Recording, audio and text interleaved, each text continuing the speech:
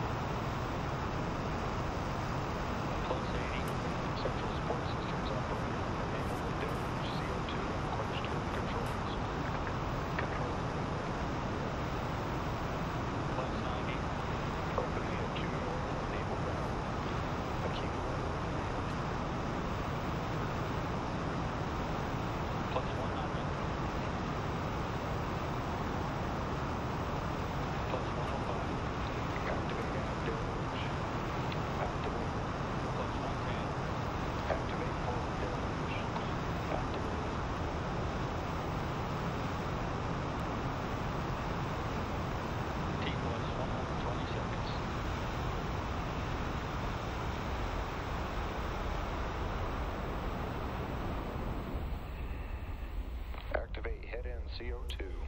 And the full 2-minute SLS booster test has concluded.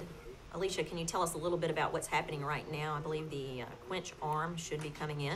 Right, so we'll be swinging the quench boom. You can see it start right now. Basically, that's really important. It's going to, like a big fire extinguisher, right? It's going to go put out the fire on the inside of the motor.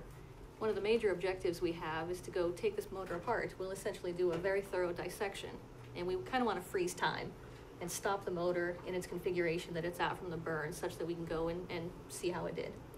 And I even understand there is a nozzle plug there, that it's important that you have a camera to watch how it breaks up, and that also that you go and collect those pieces afterwards. Right, so we'll actually have we had a mirror pre-test, and that mirror will help determine how the nozzle plug broke up. We'll have a crew that goes up after we've determined the area is safe, and they'll go collect the pieces of the nozzle plug and evaluate them for size and the debris that we've generated. I even understand they go through and they actually number the pieces and sort of graph it out so they specifically understand exactly how it breaks apart. That's correct. The nozzle plug had a grid drawn on it, very detailed, to be able to orient it and put the puzzle back together. Mm-hmm. And that nozzle plug will be in the booster when it launches. You need it there to ensure your motor is at the right temperature. And right, it's basically just an environmental seal. You want to make sure that that you're controlling the moisture in there and kind of keeping the animals out as well. Yeah, all right. And what else is happening for today's test? I mean, the test is over, but it's far from over for you guys.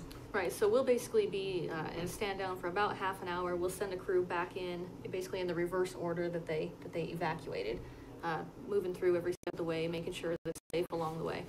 We'll have our post-fire crew up there doing a quick once-over, and then we'll basically just safe the motor, close it back up, and start a very detailed post-fire inspection. All right. Thanks so much, Alicia Carrillo here, a NASA Orbital ATK engineer. Experienced it from the Buckner, and this time experiencing it with me outside the Engineering Support Center. Thank you.